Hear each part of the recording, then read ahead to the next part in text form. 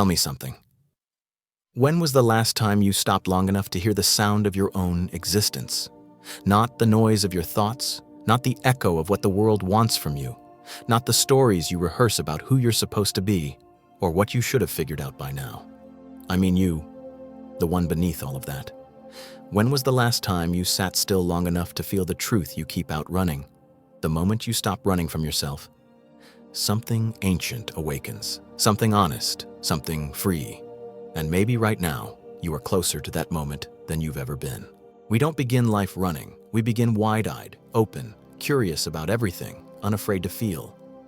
But somewhere along the way, we learn to hide. We learn to outrun emotions that feel too heavy. We learn to bury memories that sting. We learn to silence the voice inside that whispers, "This isn't who you are." Running becomes a habit, a reflex, a survival strategy. Most people don't even notice they're doing it.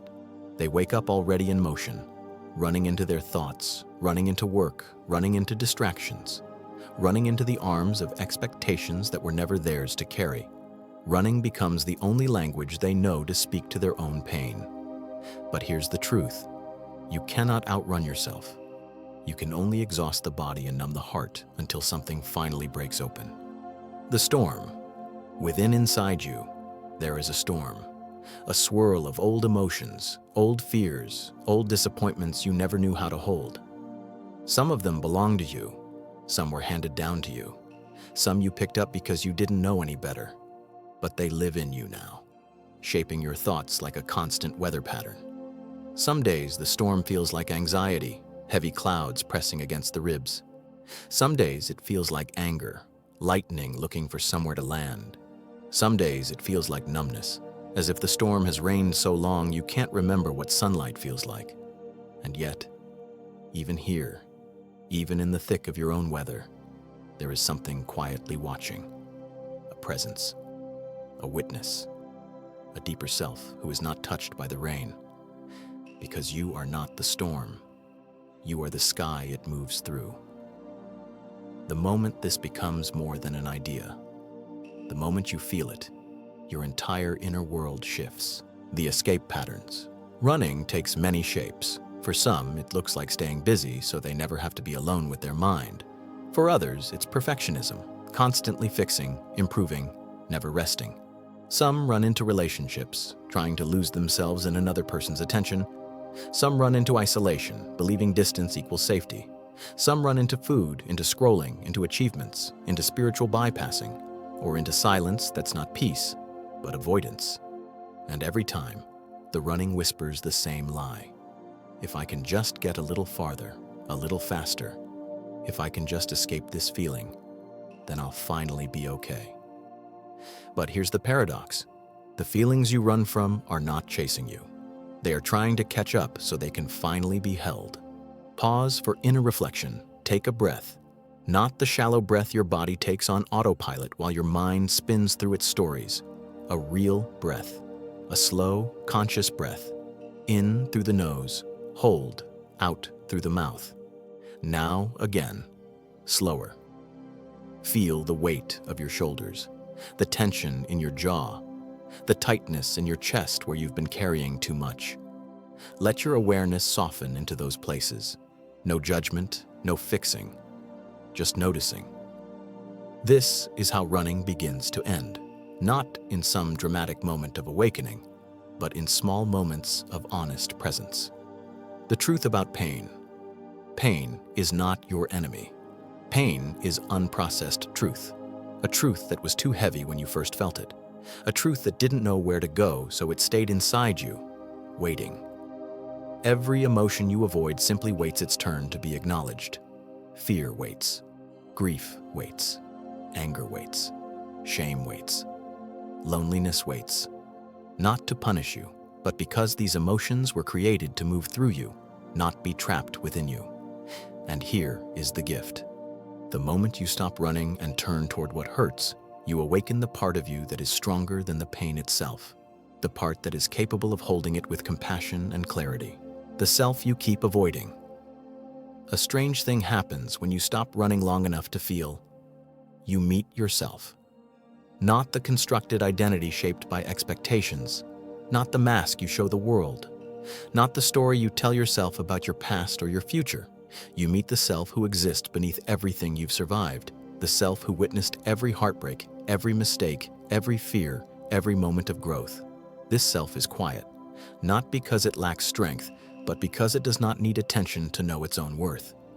This self is patient, not because it enjoys suffering, but because it understands timing better than the mind ever could. This self is whole, not because life has been easy, but because nothing can subtract from what is fundamentally true. The ego's last defense. The moment you stop running is the moment the ego gets scared, because the ego thrives on motion, on drama, on solving problem after problem to continue its own existence. It says things like, if you stop, everything will fall apart. If you pause, you'll lose control. If you look inside, you won't like what you see. If you feel this, it will destroy you. But the ego is mistaken. Stopping does not destroy you. It frees you. Looking inside does not break you. It rebuilds you. Feeling deeply is not a weakness. It is the doorway back to your own humanity. The ego is loud, but it is not the truth. The deeper self is quiet, but it is the one who sees clearly. Close your eyes for a moment. If you're able, place a hand on your chest. Feel the rise and fall. That movement, you didn't create it. You didn't command it. It is life moving through you. Now listen. Beneath the thoughts, beneath the background noise of the mind, beneath the emotional currents, there is something still, something untouched, something peaceful. You don't have to create stillness. You only have to notice it. Stillness has been with you in every moment you thought you were lost. It is the part of you that has never been afraid, not once. The return to yourself. You cannot return to what never left, but you can remember. You can remember the moment your heart began to close, and you can open it again. You can remember the version of you who loved without fear and trust them again. You can remember the innocence that still lives beneath the layers of everything you've endured. You can remember that you are not broken. You are unfolding. Pain did not stop your growth. It shaped your direction. Loss did not make you empty. It created space for what's real. Fear did not limit you. It pointed you back to where you abandoned yourself. And now, you are coming back. The courage to sit with yourself. Sitting with yourself is not always comfortable. Sometimes it feels like opening a room that hasn't been cleaned in years, memories on the floor, fears on the walls, expectations you never asked for stacked in the corner. But the moment you enter this room with curiosity instead of judgment, everything begins to shift. You notice that the memories aren't as heavy as you thought. You see that the fears lose their shape when looked at directly. You realize that the expectations were never yours to carry in the first place, and piece by piece, the room becomes lighter, spacious, livable again. This is the miracle of not running. The softening healing does not happen in force. It happens in softening. Softening is what happens when you breathe into the tightness instead of resisting it. Softening is what happens when you let tears fall without apologizing for them. Softening is what happens when you tell your inner critic, I hear you, but I'm choosing differently now. Softening is not weakness. It is the return to your natural state. Water does not apologize for being gentle. Clouds do not apologize for drifting. The sun does not apologize for shining even after long nights. And you do not need to apologize for softening into the truth of who you are, the unseen intelligence of your life. Every moment you thought was working against you was guiding you inward. Every disappointment was redirecting you toward something more aligned. Every heartbreak was opening a deeper capacity for love. Every fear was showing you where to plant courage. The universe is not punishing you, it is preparing you. Your life is not a series of mistakes, it is a series of messages. And when you stop running, you finally have the clarity to hear them. Your emotions are not enemies, they are messengers. The anger you avoid is telling you where your boundaries are.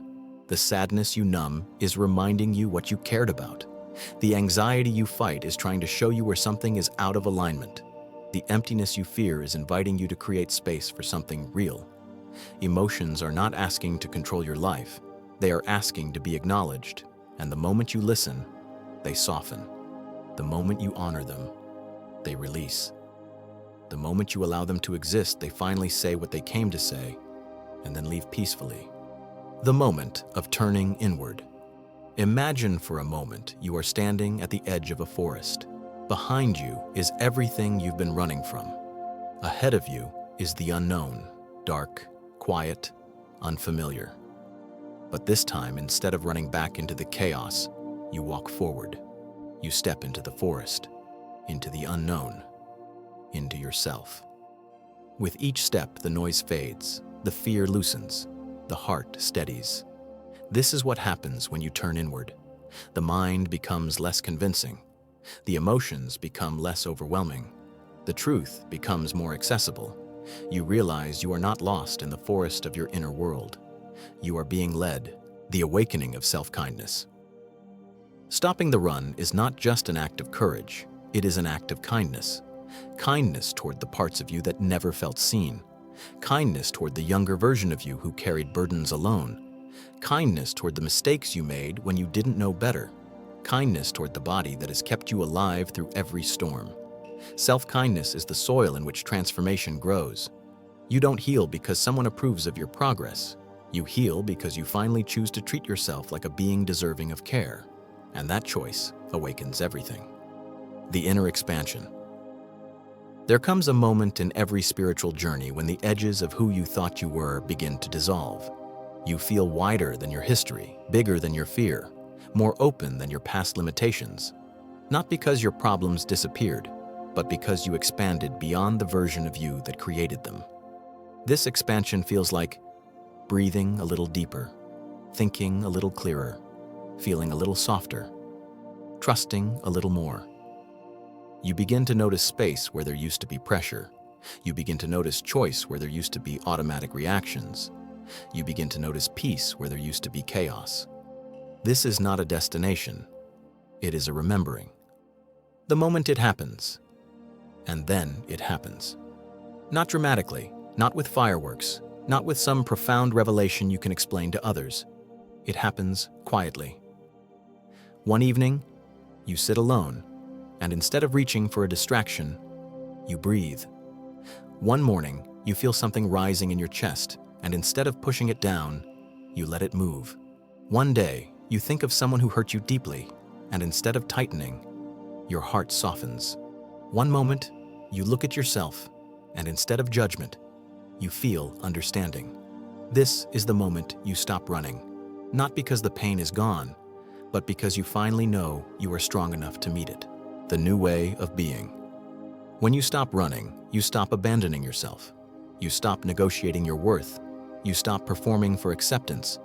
You stop protecting wounds that are ready to heal. You start listening. You start feeling. You start trusting. You begin choosing with clarity instead of fear. You begin speaking with truth instead of defense. You begin loving with openness instead of conditions. This is how inner freedom begins, not by escaping your life, but by inhabiting it fully. The mantra of returning. So breathe, feel, listen, stay. You are not fragile. You are not too much. You are not behind. You are not broken. You are meeting yourself in the most honest way possible. And this moment, this breath, is the doorway back home. Closing message. You have run long enough. You can rest now. You can breathe now. You can soften now. The version of you that you've been chasing was never ahead of you. It has been waiting deep within you this entire time. This is the moment you stop running from yourself. This is the moment you return. This is the moment you begin again. Here is your daily mantra. If you find yourself running, stop and repeat. I am no longer running. I am returning to myself.